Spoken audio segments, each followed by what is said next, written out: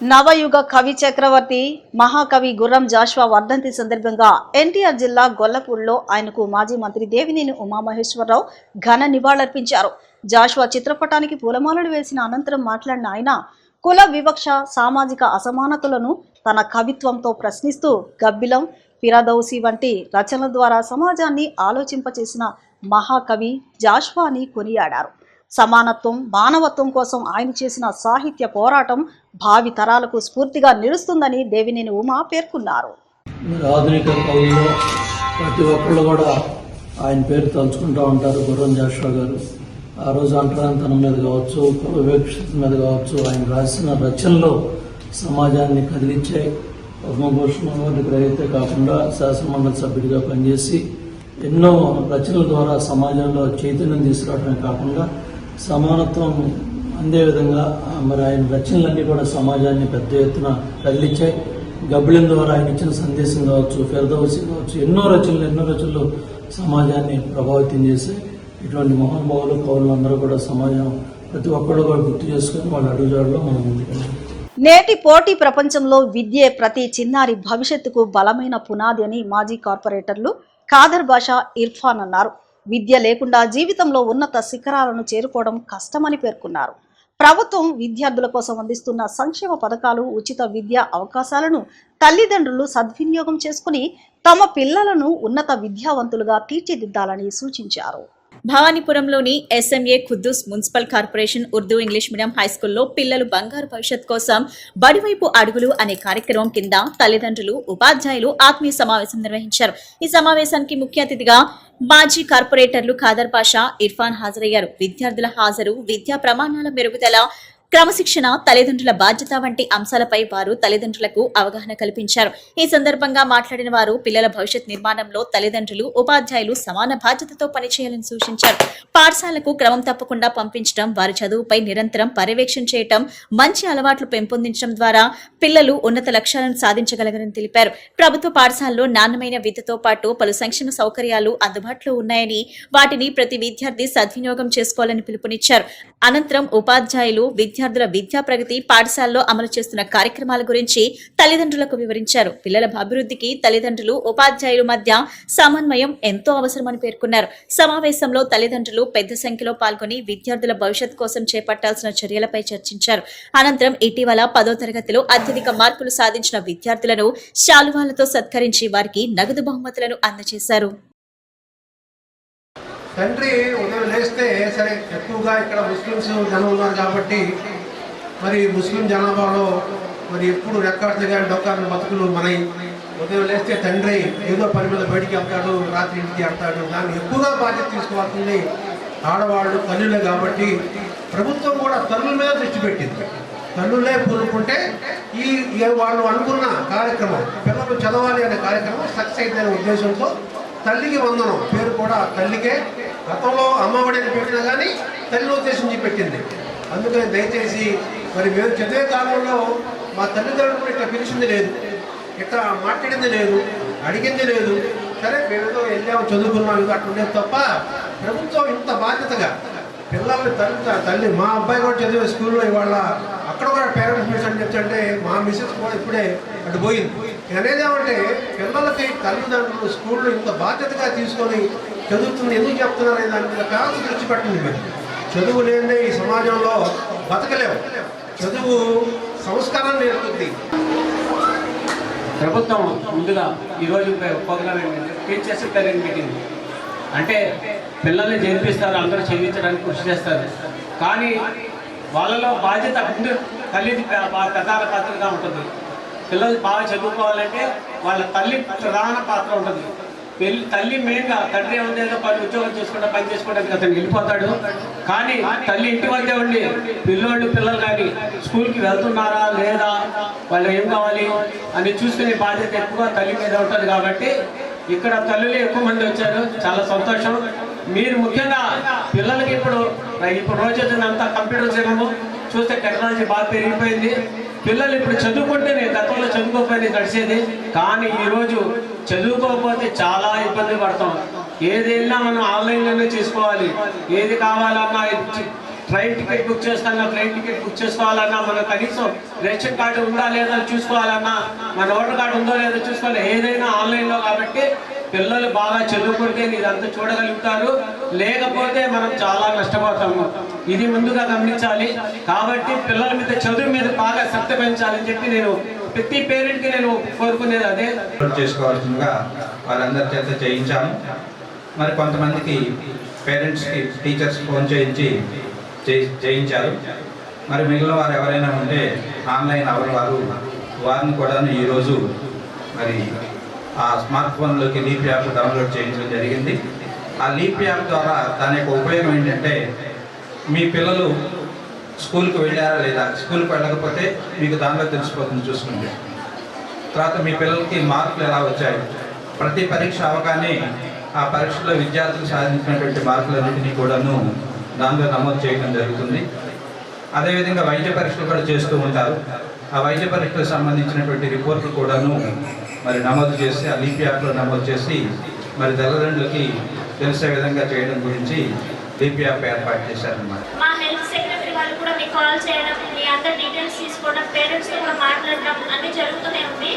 ఇది last 6 months నుండి జరుగుతున్న ప్రోగ్రామ్. ఇంకో 3 months ఎక్స్టెండ్ చేశారు.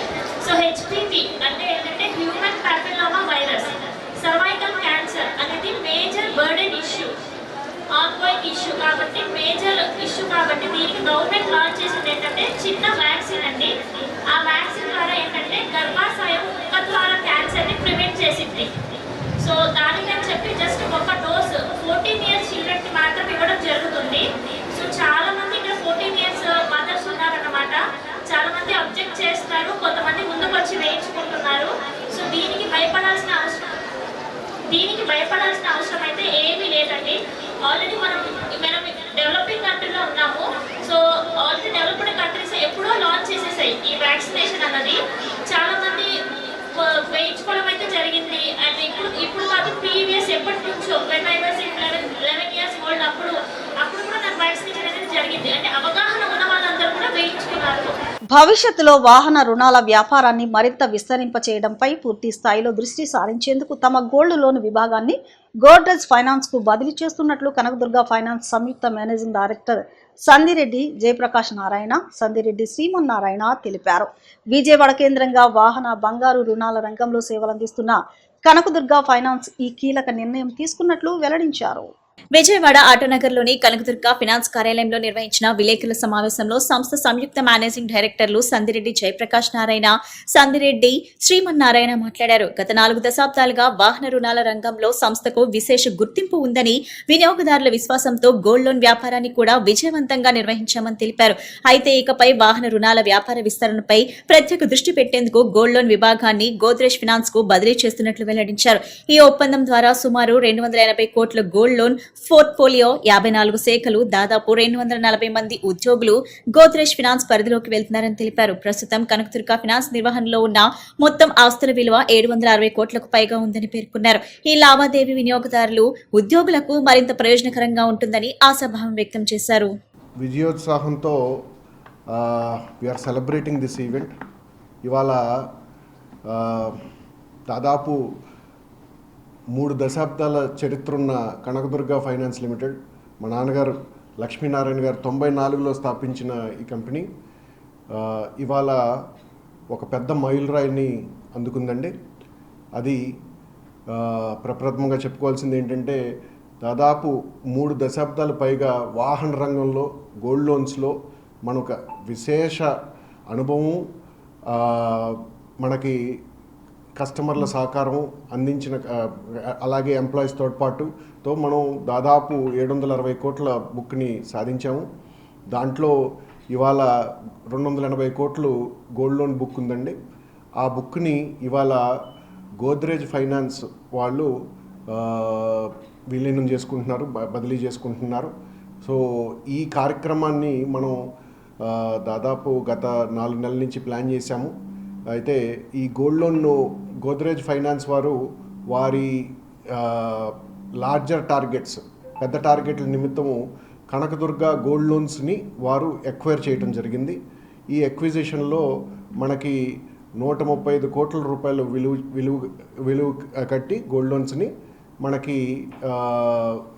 ఈ గోల్డ్ లోన్ డివిజన్ మాత్రమే వాళ్ళు ఎక్వైర్ చేయడం జరిగిందండి.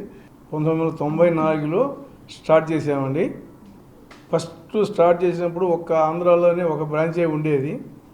అది ఈ రోజుకు మా బాబోళ్ళు వచ్చిన తర్వాత అంచెలంచెలుగా ఎదుగుతూ 5 రాష్ట్రాల్లో విస్తరించాము. వెహికల్ ఫైనాన్స్ అలాగే గోల్డ్ లోన్ సంస్థ ఆంధ్రప్రదేశ్లోనే 54 బ్రాంచుల దాకా ఎదిగాము. ఇది అందరూ స్టాఫ్ కానీ మా ఎంప్లాయీస్ కానీ అందరూ కృషి మూలాన్నే మేము ఈరోజు ఈ స్థాయికి వచ్చాము తప్ప ఒక్క మేనేజింగ్ డైరెక్టర్తోనే కాదు, వీళ్ళందరూ సహకారం ఉండబట్టి ఈరోజు ఈ స్థాయికి వచ్చాము. ఆ తర్వాత 96లో ప్రైవేట్ నుంచి లిమిటెడ్ కింద మార్చాము. ఓకే, ఈరోజు ఇది గోల్డ్ లోన్ సంస్థ ప్రత్యేకంగా 2012లో స్టార్ట్ చేసాము. వెహికల్ ఫైనాన్స్ మాత్రం 94లో. మనం ప్రథమంగా మా జయప్రకాష్ గారు మా నాన్నగారు చెప్పినట్టు కనకదుర్గ ఫైనాన్స్ లిమిటెడ్ కంపెనీకి ఇది ఒక పెద్ద మైల్ రాయి లాంటిది. మా 30 ఏళ్ళ చరిత్రలో మాకు ఒక మైల్ స్టోన్గా కనకదుర్గ ఫైనాన్స్ లిమిటెడ్కి ఒక మైలురాయిగా నిలుస్తుంది ఈ కార్యక్రమం. అదే మనం చూసుకుంటే ఈ రోజున గోల్డ్ లోన్ సంస్థలో కార్పొరేట్ సంస్థలు రావటం మీరు చూడొచ్చు. నిన్న టాటా క్యాపిటల్ కంపెనీ కానీ, ఎల్ఎన్టీ ఫైనాన్స్ కంపెనీ కానీ, అలాగే ఈ రోజున గోద్రేజ్ ఫైనాన్స్ కంపెనీ కానీ గోల్డ్ లోన్ రంగంలోకి ఎంటర్ అవ్వటం అనేది మనం చూస్తున్నాం. గత సంవత్సరం కాలంలో ఈ ట్రాన్సాక్షన్స్ అన్నీ జరిగినాయండి. ఈ కార్యక్రమం జరిగింది. విజయవాడలోని advanced grow hair glow skin clinic లో ప్రప్రథమంగా జీసెల్ హెయిర్ ట్రీట్మెంట్ ను ప్రారంభించామని hair grow clinic consultant dermatologist doctor Susmita తెలిపారు. సర్జికల్ గా హెయిర్ ట్రాన్స్ప్లాంటేషన్ చేయించుకోలేను అనుకునే వారికి నాన్ సర్జికల్ గా హెయిర్ గ్రోత్ అవ్వాలి, ఒక సెషన్లో అయిపోవాలి అనుకునే వారికి జీసెల్ హెయిర్ ట్రీట్మెంట్ ఉత్తమమైందని తెలిపారు. ఇది జర్మన్ టెక్నాలజీ అని యాడ్ గ్రో వాళ్ళు మొదటిసారిగా ఇండియాలో లాంచ్ చేశారని, విజయవాడలో కేవలం హెయిర్ గ్రో క్లినిక్ లో ఈ చికిత్స అందుబాటులో ఉందని చెప్పారు. విజయవాడ టెక్కిల్ రోడ్లోని advanced grow hair glow skin clinic లో జిసెల్ హెయిర్ ట్రీట్మెంట్ ను ప్రారంభించారు. GCell brand founder Saran Vel Jayaraman, hair glow clinic consultant dermatologist doctor Sushmita clinic లోని వైద్యులు జ్యోతి ప్రజ్వలన చేసి ప్రారంభించారు. అనంతరం జీసెల్ హెయిర్ ట్రీట్మెంట్ కు ఉపయోగించే ప్రాసెస్ ను ఆవిష్కరించారు. ప్రథమంగా విజయవాడలో ఆవిష్కరించిన సందర్భంగా కేక్ కట్ చేశారు. ఈ సందర్భంగా డాక్టర్ సుష్మిత మాట్లాడుతూ జిసెల్ ట్రీట్మెంట్ అంటే హెయిర్ రెస్టోరేషన్ ప్రొసీజర్ అని, మన స్టెమ్ సెల్స్ ను తీసుకుని జిసెల్ ప్రొసీజర్ లో వేసి తిరిగి ఇంజెక్ట్ చేస్తారని, ఇది రీజనరేటింగ్ ప్రాసెస్ అని పేర్కొన్నారు. తొందరగా ఫలితాలు రావాలనుకుంటే జిసెల్ ప్రాసెస్ కు వెళ్లవచ్చన్నారు. నెత్తి మీద చర్మం బలహీనంగా ఉంటే జుట్టు సరిగా పెరగటాన్ని, అటువంటి సమయంలో జిసెల్ జుట్టు పెరుగుదలకు సహాయపడుతుందన్నారు. బలహీనంగా ఉన్న జుట్టును బలపరుస్తుంది. పురుషులే కాదు, మహిళలు కూడా ఈ చికిత్స చేయించుకోవచ్చునన్నారు. బ్రాండ్ ఫౌండర్ శరణ్ వేల్ జయరామన్ మాట్లాడుతూ విజయవాడలోని advanced grow hair glow skin లో జిసెల్ ట్రీట్మెంట్ ను ప్రారంభించామని చెప్పారు. 3 ఏళ్లుగా విజయవంతంగా విజయవాడ క్లినిక్ ను నడుపుతున్నామని అన్నారు. జిసెల్ అనేది టిష్యూను రిపేర్ చేస్తుందని తెలిపారు. జిసెల్ ట్రీట్మెంట్ వన్ టైం ట్రీట్మెంట్ అని, టిష్యూలను రిపేర్ చేసి జుట్టు పెరిగేలా చేస్తుందన్నారు. అన్ని వయసుల వారు ఈ ట్రీట్మెంట్ చేయించుకోవచ్చునని, భారతదేశంలో ఇది మొదటిదని చెప్పారు. We came with this new G-Cell treatment.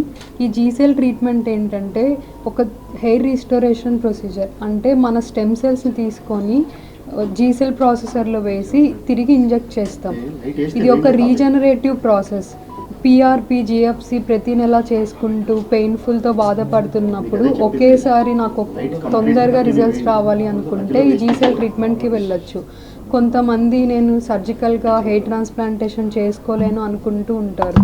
అటువంటి వాళ్ళకి నాన్ సర్జికల్గా హెయిర్ గ్రోత్ అవ్వాలి, ఒక సెషన్లో అయిపోవాలి అనుకున్న వాళ్ళకి ఈ జీసెల్ ట్రీట్మెంట్ అనేది చాలా better.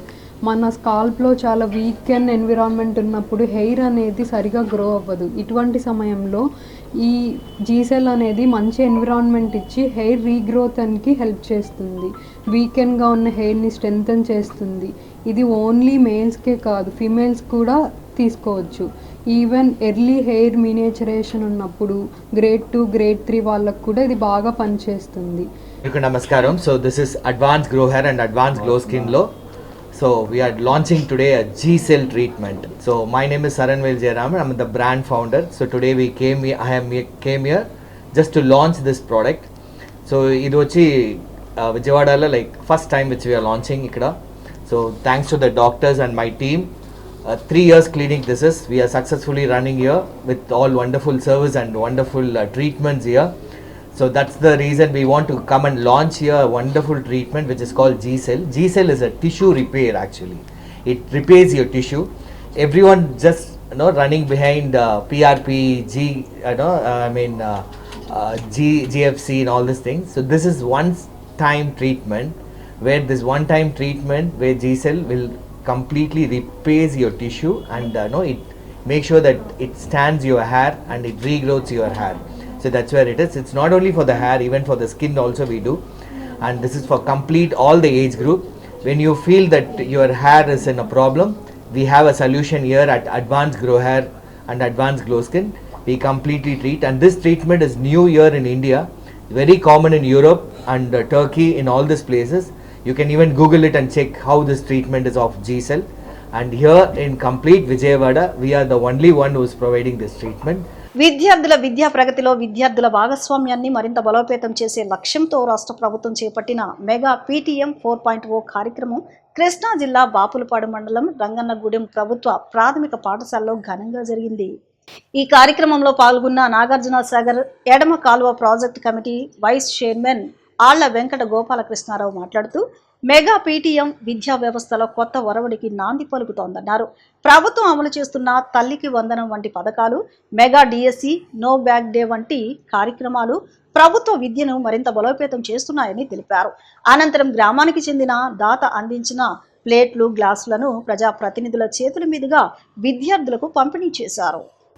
Mega parent teachers meet అని మొట్టమొదటిసారిగా చెప్పి దాంట్లో భాగంగా విద్యార్థులు, తల్లిదండ్రులు, అట్లాగే టీచర్స్ దాంట్లో భాగంగా ఎవరైతే ఉన్నారో మాలాంటి పూర్వ విద్యార్థులు, అట్లాగే దీంట్లో మేనేజ్మెంట్ కమిటీలో ఎక్సెప్షియల్ మెంబర్స్గా ఉన్న వాళ్ళందరినీ కూడా ప్రజాప్రతినిధులు ఇన్వాల్వ్ చేసి ఒక ఆత్మీయ సమావేశం ఏర్పాటు చేసి ముందుకెళ్ళమని చెప్పడం జరిగింది.